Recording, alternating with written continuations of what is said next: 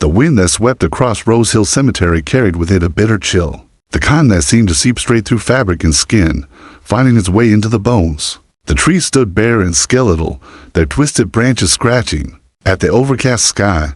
Somewhere in the distance, a bell tolled, slow and heavy, each ring fading into the emptiness of the graveyard. Alexander Blackwood stood before a newly carved gravestone, the polished marble still untouched by weather, the letters cut deep and sharp, Rebecca Mitchell. His Blackwell coat was the finest money could buy, tailored to perfection, but today, it might as well have been paper. It did nothing to shield him from the sting that pressed against his chest. He had been in boardrooms where billions were at stake and had never flinched, but now his hands were buried deep in his pockets, clenched so tightly that the leather gloves creaked. The air burned in his lungs, though the real pain came from somewhere deeper, somewhere he couldn't name. Without choking on it, she had been gone for a week, and still, part of him refused to believe it. He had stood at this very spot for her funeral, hidden at the back, watching as the casket was lowered into the earth. He hadn't approached the mourners, hadn't dared to speak. The people in her life now barely knew his name, and those who did wouldn't have welcomed him. And yet, here he was again, as if staring at her name etched in stone could make sense of the fact that Rebecca, the only woman who had ever pulled him out from behind the fortress of his ambition, was gone. His mind betrayed him with flashes of the past. Rebecca in a rain-soaked sundress, laughing as she splashed through puddles in Central Park. Rebecca, paint smudged across her cheek, hair pulled into a messy knot, her studio filled with the scent of turpentine and jasmine tea. Rebecca in the doorway of their Manhattan apartment, her eyes shining with something like love and frustration all at once. And then the last image burned deep into him, the small white note she left behind on the kitchen counter. I loved you, but I couldn't wait forever. He had read those words 100 times, each one a cut. But he never chased her, not because he didn't care God. He had cared, but because he thought he had already lost. So he buried himself in work, closing deals that made headlines, building a fortune so vast it didn't feel real. But in the process, he had let her drift entirely out of his world. A sound broke the silence, a soft, muffled sob. Alexander's head lifted, his pulse suddenly loud in his ears. It wasn't the wind. Turning slowly, he scanned the rows of gravestones until he saw a movement near Rebecca's. The small figures stood close to the headstone, their backs to him, shoulders shaking. The boys couldn't have been more than 6 or 7. They wore simple jackets, the kind meant for practicality rather than style, and their small hands gripped the stems of single white flowers. He took a step forward, gravel crunching under his polished shoes. The taller boy bent, laying the flower gently at the base of the gravestone. His voice was barely audible over the wind. Mom, we miss you. The words struck him like a physical blow. He froze mid-step, his breath caught somewhere in his chest. Mom. The shorter boy leaned against the other, his small hand clutching at his brother's sleeve. They turned slightly, just enough for Alexander to see their faces, and the world shifted beneath him, the shape of their jawlines, the high cheekbones, the deep brown eyes that mirrored his own reflection. He could not move, could not think. All the noise of the city beyond the cemetery fell away, leaving only the sound of the wind and his racing heartbeat. His mind grasped for reason, for some explanation that didn't tear open everything he thought he knew about the last 7 years. But there was no escaping the truth that clawed its way up from the pit of his stomach. They were hers, and they were his. And they had no idea. The next day, the sky over Chicago was the same pale, colorless gray it had been at the cemetery, as if the weather itself refused to move on. Alexander Blackwood sat in the corner office of the 43rd floor of the Willis Tower, but the city stretched out beneath him like an empty map, his empire glass towers, sprawling developments. High-end properties looked like pieces in a game he suddenly no longer wanted to play. Every report on his desk, every pending deal, every congratulatory email from his board might as well have been written in another language. All he could see were the small faces, pale from the cold, framed by the dark hair they had inherited from him. He could still hear the older boy's voice, trembling but clear, as he spoke to the grave. Mom, we miss you. The words had lodged deep inside him, scraping against the part of himself he had spent years pretending didn't exist. Alexander had built his life around control. In the boardroom, there were no surprises he couldn't counter. He anticipated competitors, read market shifts before they happened, bent people to his will with polished charm and unshakable authority, but now he was powerless, in a way that rattled him to the core. He had been blindsided not by a rival, but by the ghost of a woman he once loved, and by two living, breathing reminders of the future he'd never known he had. He told himself it might not be true, the resemblance could be a coincidence, that it was just the grief talking. But denial cracked quickly under the weight of a gut feeling he couldn't shake. They were his. He knew it with the same certainty he had when he signed billion-dollar contracts by noon. He had given his assistant, Karen, a request that was as personal as it was urgent. I need everything you can find on Rebecca. Mitchell's life for the past 7 years. No questions asked. Karen was efficient. Alexander valued people who didn't pry, and within hours, a folder lay on his desk, heavy with printouts. The first page was a record of Rebecca's move to Chicago 5 years ago, just months after leaving him. The next pages showed gallery listings, small local exhibits, art fairs and public parks, pieces sold for prices that barely covered rent. Then, medical records, staged for cancer, diagnosed for months ago, dead 3 weeks later. His throat tightened. While he was signing mergers in Singapore, she was fighting for her life alone. At the end of the file was a name he recognized instantly, Martha Reynolds, age 67, retired schoolteacher, address in Lincoln Park, emergency contact, legal guardian of Ethan and Oliver Mitchell. It was the woman from the cemetery. That evening, Alexander parked in front of her house, a modest brick structure, with flower pots along the porch and a warm glow seeping from the curtains. It was the kind of home Rebecca would have loved, simple, unpretentious, lived in. He sat there longer than he intended, fingers tightening on the steering wheel. This wasn't a hostile takeover or a negotiation with a foreign investor. This was something far more dangerous, walking straight into the middle of someone else's life without an invitation. Finally, he stepped out, the cold night air biting at his face. His knock was firm, but not aggressive. When the door opened, Martha's eyes sharp, knowing met his. She didn't look surprised. I figured you'd come, she said, her voice steady but edged. She stepped aside, coming inside. The living room was small, but warm, the walls lined with books and family photographs. His gaze landed on a low wooden table where framed pictures stood in neat rows. Ethan in a soccer uniform, grinning despite a missing front tooth. Oliver covered in birthday cake frosting, holding up 6 fingers for the camera. The kind of moments Alexander had only ever seen in strangers' lives. Moments he had missed entirely. Why didn't she tell me? He asked, his voice low, almost a plea. Martha's eyes softened, but only for a moment, because she was afraid. Afraid you were too caught up in your world to care. She loved you, Alexander, but she knew the life you lived. She didn't think you want to be a father. That's not fair, he said, the words harsh in his throat. She made the decision for me. She took away my right to know them. Martha's gaze didn't waver. Maybe she did, but can you honestly tell me she was wrong? Did you ever look for her? Did you ever wonder if she was okay? He opened his mouth but found nothing to say, because the truth was that he hadn't. He had assumed she built a new life, one where he didn't belong, and he had left it at that. They don't know you, Martha continued. They just lost their mother. They need stability, not a stranger claiming to be their dad. Alexander took a slow breath. Then let me be more than a stranger. I'm not asking you to hand them over.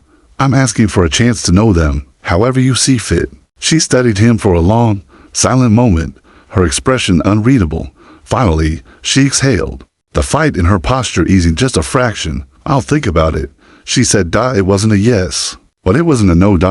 And for the first time since the graveyard, Alexander felt the faintest spark of something he hadn't dared to let himself hope for, a way in. But he didn't yet realize that the path toward those boys wouldn't just force him to face their mistrust. It would dig into the deepest parts of himself, the ones he kept locked away even from Rebecca, the parts that would decide whether he was worthy of them at all. The next 48 hours moved like slow thunder, thick, heavy, and charged with an energy Alexander couldn't shake. Every time he closed his eyes, he saw Ethan and Oliver standing at Rebecca's grave, small shoulders hunched against the cold, clutching those white flowers like lifelines. He didn't sleep much. Nights were spent pacing the wide expanse of his penthouse, the city lights spilling in through floor-to-ceiling windows that once made him feel untouchable. Now they felt like a wall of ghosts staring back at him. In the quiet hours, his thoughts drifted into dangerous territory. What if Martha never called? What if this thin thread of possibilities snapped, leaving him on the outside forever? By the third day, his patience, never his strongest virtue, was nearly gone. That afternoon, as the snow began to drift lazily past his office window, his phone lit up with a number he didn't recognize. He answered in less than a heartbeat. Mr. Blackwood. Martha's voice was steady, but there was a hesitation under it. The boys are going to Millennium Park tomorrow, by the Cloud Gate. 2 o'clock. You can be there, but you're just a friend. For now. The line clicked dead before he could respond. Alexander leaned back in his chair, the pulse in his temples quickening. A meeting, a real chance. The thought should have filled him with relief, but instead it left him wired, as if he was walking into a negotiation where the stakes weren't measured in money, but in something he didn't know how to price. The next day, he didn't wear a suit. That, in itself, felt like a betrayal of the man he had built himself into. Instead, he pulled on dark jeans and a gray sweater, an unremarkable jacket, and a pair of sneakers that hadn't seen daylight in years, standing in front of the mirror. He barely recognized himself, not the Alexander Blackwood who closed billion-dollar deals, but someone quieter, stripped of armor. The Cloud Gate loomed in the distance, its mirrored surface reflecting the pale winter sky and the bundled figures milling around it. He spotted them instantly. The small bodies darting ahead through the crowd, laughter escaping into the cold air like little bursts of warmth. Ethan moved with controlled precision, a ball tucked under his arm, scanning for his younger brother's next move. Oliver zigzagged recklessly, all energy and chaos, until the ball slipped from his hands and rolled toward Alexander's feet. He bent and picked it up. "Nice catch," he said, handing it over. Oliver's grin was wide, unguarded. "Thanks, Ethan's better. He can throw it super far." Alexander's gaze shifted to the older boy. Ethan's eyes, sharp and assessing, lingered on him a moment too long before flicking away. There was no hostility there yet, but there was no welcome either. "Maybe I could see that throw sometime," Alexander said lightly. "You can now," Oliver piped up.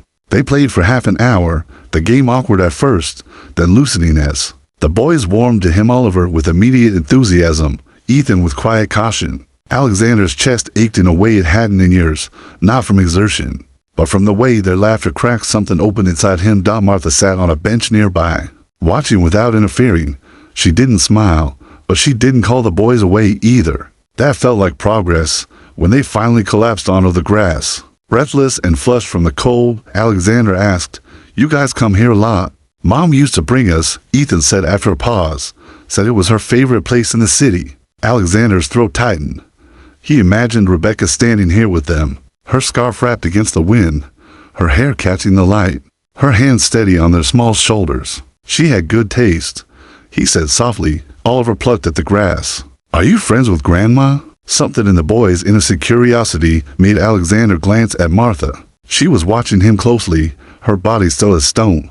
"Something like that," he said carefully. "I knew your mom. A long time ago." Ethan's eyes narrowed slightly. "Really? She was amazing," Alexander said. The words felt like an understatement, but anything more would crack open truths they weren't ready for. Silence fell between them, broken only by the shouts of other children nearby. Then Ethan said quietly, "I miss her." Alexander felt the words land like a stone in his chest. He wanted to tell them that he missed her too, that he had never stopped. But the truth was tangled in so much regret that it felt dangerous to set free. "She loved you both very much," he managed. Oliver's voice was small. "She used to tell us bedtime stories. I wish she was still here." Alexander looked at them, really looked, and knew he couldn't stay on the sidelines much longer. The bond was forming fragile. A real end. He could feel the moment approaching when he'd have to step through the door, completely, or risk it closing forever. He didn't yet know that when he did, it would not swing open gently. It would blow off its hinges and everything inside would come crashing out. The days that followed that afternoon in Millennium Park gnawed at Alexander in a way business never could. He had walked away from countless deals without losing sleep. But these boys were different. Every night, as the city sprawled beneath his penthouse windows, he thought about the sound of Oliver's laughter echoing off the Cloud Gate's mirrored curve, and the guarded way Ethan's eyes had studied him like a puzzle. He wasn't sure He wanted to solve. Martha had been careful. She never promised another meeting, never set anything in stone, but she hadn't closed the door, and Alexander knew enough about leverage to recognize a sliver of opportunity when it appeared. He started finding excuses to be in the same places they were, accidentally showing up at the park, watching their Saturday soccer matches from a respectful distance, even following them to a corner ice cream shop once. He kept his approach gentle, casual, always waiting for Martha's subtle nod before coming closer. Each encounter added a tiny brick to the bridge between them. Oliver was quick to cross it, bounding toward him with stories about school, favorite video games, and the world's best peanut butter cookies Grandma made. Ethan stayed on his side, measured, calculating.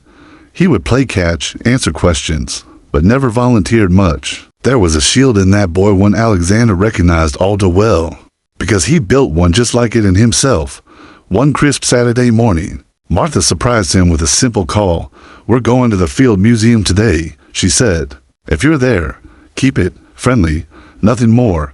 Nothing more." The phrase echoed in his mind long after she hung up. It was both an invitation and a warning. The museum's grand entrance loomed like a marble fortress, its massive pillars dusted with frost. Inside, the air was warmer, filled with the soft hum of families, the click of camera shutters, and the echo of children's footsteps against stone floors. Alexander spotted them near the dinosaur fossil hall. Oliver was already pointing at a towering skeleton, his small voice brimming with awe. Ethan lingered a step behind, hands shoved in his jacket pockets, gaze flicking toward Alexander briefly, before moving on. For the next hour, they wandered together, Oliver pulling Alexander from exhibit to exhibit, Ethan hanging back, but never too far away. Alexander found himself bending to their pace, letting Oliver's excitement dictate the rhythm. He caught Martha watching from the corner of her eye, as though she was assessing how he handled them. It happened in the ancient Egypt hall, where the air seemed heavier, almost reverent. They stood before a glass case holding artifacts older than anything the boys could imagine. Oliver pressed his face close to the glass, then turned without warning and asked, "Why don't you have kids?" The question stopped Alexander mid-breath. Ethan's head snapped toward him, eyes narrowing in anticipation, as if this was a test he expected Alexander to fail. Alexander crouched slightly so he was level with Oliver. "Actually, I do." Oliver blinked. "Really?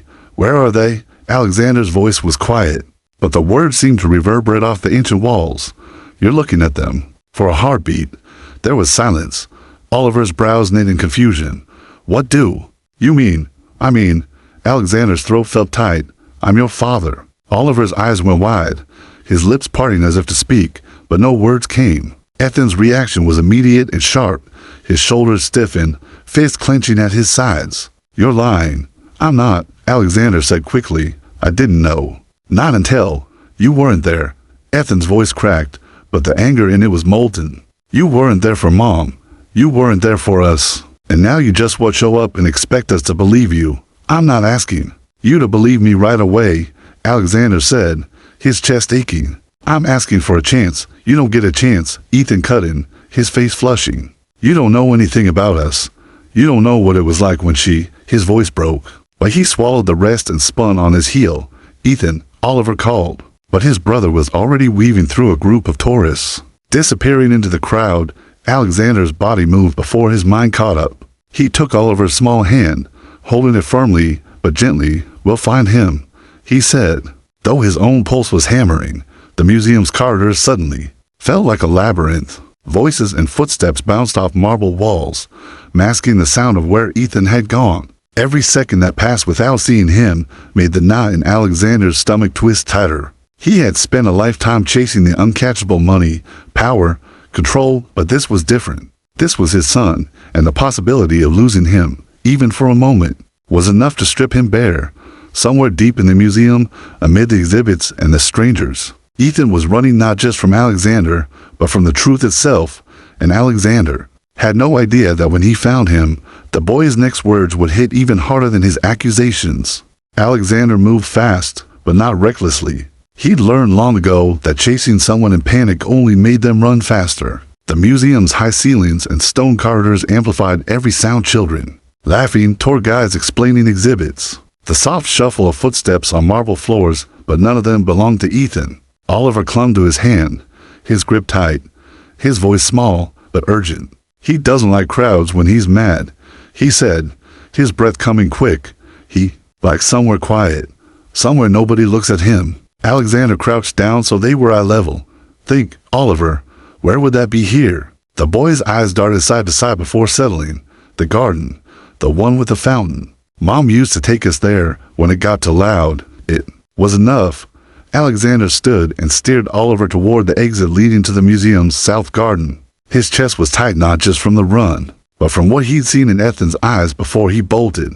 That look, it wasn't just anger. It was betrayal laced with hurt so deep it had been growing for years. The garden was nearly empty, the winter air keeping most visitors inside. The fountain in the center was shut off for the season, its basin dusted with frost. And there, hunched on the edge of the stone rim with his head in his hands, was Ethan. Alexander slowed his pace, letting go of Oliver's hand. "Go to him," he said softly. Oliver padded forward, calling his brother's name in a careful voice. Ethan looked up, eyes red but dry now, his jaw tight. "I don't want to talk," he muttered. Alexander approached anyway, stopping a few feet away. "Then I'll talk," he said quietly. Ethan's gaze snapped to him, sharp and guarded. "Why? So you can make excuses." "No," Alexander replied, his voice low but steady. "I don't have excuses that would make what happened okay. I can't undo what you and your mom went through. I can only tell you the truth I didn't know. You existed, if I had." His voice faltered, the image of Rebecca's final days flashing in his mind. "If I had, nothing in this world would have kept me away. You didn't look for her," Ethan shot back. Alexander took the hit without flinching. "No, I didn't, and that's on me." He let the silence sit for a beat, heavy but unbroken. "I thought she'd moved on. I thought maybe she'd found someone better, and I told myself that was what she deserved. But I was wrong. I should have found her. I should have fought harder, and because I didn't, I missed years of knowing you and Oliver. That's my failure, not yours." Oliver sat beside Ethan now, nudging his shoulder. "He's telling the truth, I can feel it." Ethan looked between his brother and Alexander, his lips pressing into a thin line. "You think you can just show up now and be our dad?" "No," Alexander said. "I think I can show up now and try, every day, until I earn the right to be called that." For a long time, Ethan said nothing. The winter wind cut between them, rattling the bare branches overhead. Then, finally, he muttered, "Trying doesn't mean you get to stay." Alexander nodded slowly. "Then I'll keep showing you I mean it, until you decide I should." It wasn't forgiveness, not even close, but it was a crack in the wall Ethan had built. Before he could say more, a voice came from behind them, steady, unmistakable. "There's something you need to know, Alexander." He turned. Martha stood at the garden's edge, her coat pulled tight against the cold. Her eyes moved from him to the boys, then back again. "Rebecca left something for you, something she told me to keep until the day you found them." Her hand went into her bag and came out holding a small, sealed envelope, worn at the edges. And just like that, Alexander knew whatever was inside would change everything again. "Would you like me to continue straight into part 6 where the letter is open and the stakes rise?" Before the final twist, the envelope felt heavier than it should have, as if the paper itself carried the weight of years. Alexander stared at it, his breath condensing in the cold air. While Martha's steady gaze pressed into him, Ethan and Oliver watched to Ethan with suspicion. Oliver with curiosity. "What is it?"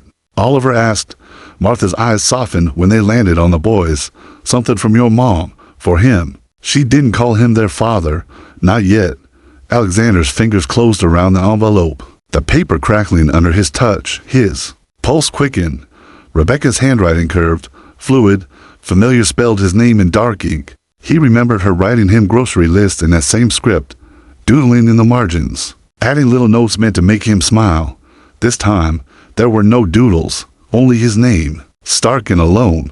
"She told me," Martha continued, "that if you ever found them, you were to read it right away. No matter what the circumstances."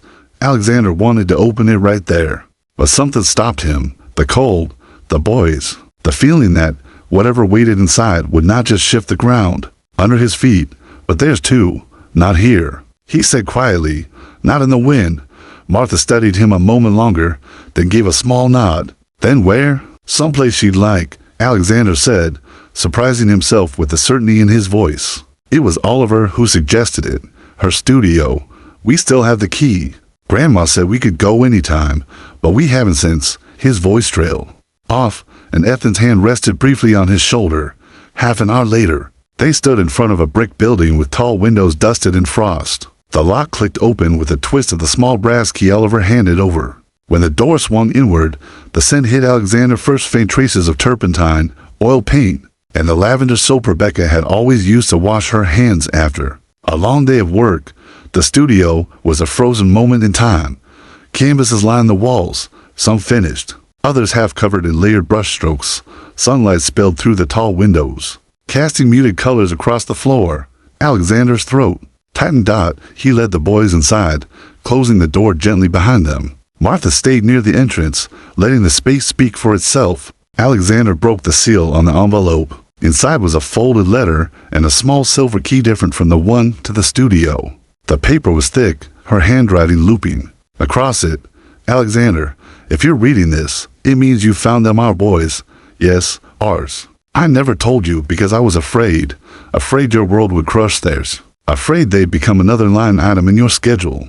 Afraid I'd see the man I loved turn into the stranger I feared you might already be. I know now I was wrong. Not about the fear, but about the choice. I should have told you. I should have given you the chance to prove me wrong. And if you've come for them now, maybe you have. The key is to a place I never told anyone about. It's for them, for you. If you'll have it, inside, you'll find the rest of the story I couldn't tell on canvas, in color. A father they've never met, painted the way I dreamed he would. The letter blurred as Alexander's vision swam. He swallowed hard, forcing himself to finish reading. If you choose to be part of their lives, do it fully. Not halfway. Not in between meetings. All in. They deserve a father who shows up. And so did I. Rebecca's silence in the room was thick, broken only by the faint creak of the old building settling. Ethan's eyes flicked to the letter, then to the key in Alexander's hand. What's the key for? Oliver asked. Alexander looked down at the small, cold piece of metal. I don't know yet, he admitted, but I think we should find out together. Ethan crossed his arms, his expression guarded but not as cold as before. And if we do, what then? Alexander met his gaze steadily. Then I'll prove to you that I'm not walking away, not ever again. Martha's voice broke the silence. The place she's talking about. It's not far, but if you go ready. There are things there that will hurt, and things that might help. Alexander turned the key over in his palm, feeling its weight, and for the first time since that day in the cemetery, there was no hesitation in his voice. Then we go now. None of them knew it yet, but what waited behind that locked door wasn't just Rebecca's paintings, it was a secret she had hidden for years. One that would rewrite everything they thought they knew about her, about Alexander, and about the night she walked away. The streets were quiet as they drove, the city's winter light fading into a cold twilight. Snow flurries drifted lazily through the air, catching in the glow of the street lamps like sparks. The address Rebecca had written in the letter led them to an older part of Chicago, where warehouses and artist lofts stood shoulder to shoulder, their brick facades worn but dignified. The building at the corner looked unremarkable, 3 stories, faded red brick and tall windows framed in black metal. A heavy iron door waited at the front, its paint chipped from years of weather. Alexander parked at the curb and stepped out, the key cold in his palm. The boys followed, Oliver clutching his jacket tighter against the wind, Ethan hanging back, just enough to make it clear he was there by choice, not trust. Martha trailed behind them, her expression unreadable. The key slid into the lock with surprising ease, turning smoothly despite its age. The heavy door groaned open, releasing a breath of cool, still air tinged with the faint scent of oil paint, and wood shavings. Inside, a narrow staircase rose into shadow. They climbed, each step creaking under their weight, until they reached a door at the top. Alexander unlocked it and pushed it open.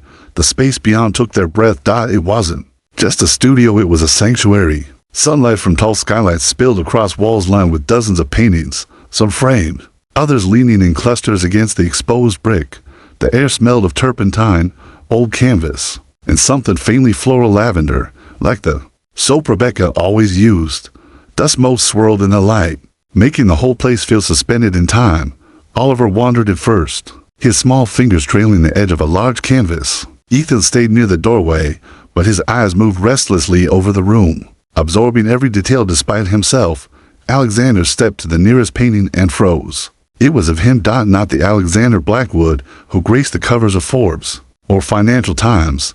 This was him in jeans and a t-shirt, sitting cross-legged on the floor, laughing at something unseen. His hair was a little longer, his face relaxed, softer. He didn't remember the moment. It was an image Rebecca had imagined. Everywhere he turned, the same truth stared back at him. Painting after painting of a man with two boys building sandcastles, helping with homework, playing catch in the park. In each, the man was him. Rebecca had painted the father she'd wished for them. She imagined all this? Oliver's voice was hushed, almost reverent. Alexander nodded, his throat too tight for words. In the far corner of the studio, a wooden chest sat beneath a half-finished canvas. Something about it pulled at him. He crossed the room, knelt, and lifted the lid. Inside were sketchbooks, stacks of letters, and a small velvet pouch. He opened it and found a locket. Inside was a photo of Rebecca holding two newborns, her eyes shining with tired joy. On the other side was a tiny folded note. He unfolded it carefully. If you're holding this, it means you found the truth. They were always yours, Alexander. I kept the first months to myself because I wanted to be sure I could protect them from the world you lived in. But the truth is I wanted you there. I just didn't know how to bridge the distance between us anymore. If you found them, don't let go. Not even when they push you away. Ethan had come closer, his eyes locked on the locket. That's us. Alexander held it out to him. From the day you were born. Ethan took it carefully, his fingers brushing the metal. His gaze flicked from the photograph to Alexander's face. There was still caution there, but something else, to a crack in the armor, a flicker of recognition. Why didn't you come for us? Ethan asked quietly. Alexander swallowed hard. Because I didn't know. And because I was a coward about finding out. I can't change that, but I can change everything from this day forward. The boy's eyes searched his, and for the first time, Ethan didn't look away. Oliver broke the silence. Can we come back here again? Alexander smiled faintly, looking around at the sanctuary Rebecca had built in secret. We'll come back as much as you want. This place, it's yours as much as it's mine. Martha, who had been silent until now, spoke softly. She would have wanted this scene you here with them. As the last light of day faded through the skylights, the three of them stood together in the heart of Rebecca's hidden world. There was no neat resolution, number sudden perfection, but there was something real beginning to take root, and Alexander knew, with a certainty he had never felt in business or in life, that he would never walk away from it again, because in this quiet room, surrounded by the dreams of the woman he loved and lost, he had finally found the only thing worth building that couldn't be bought.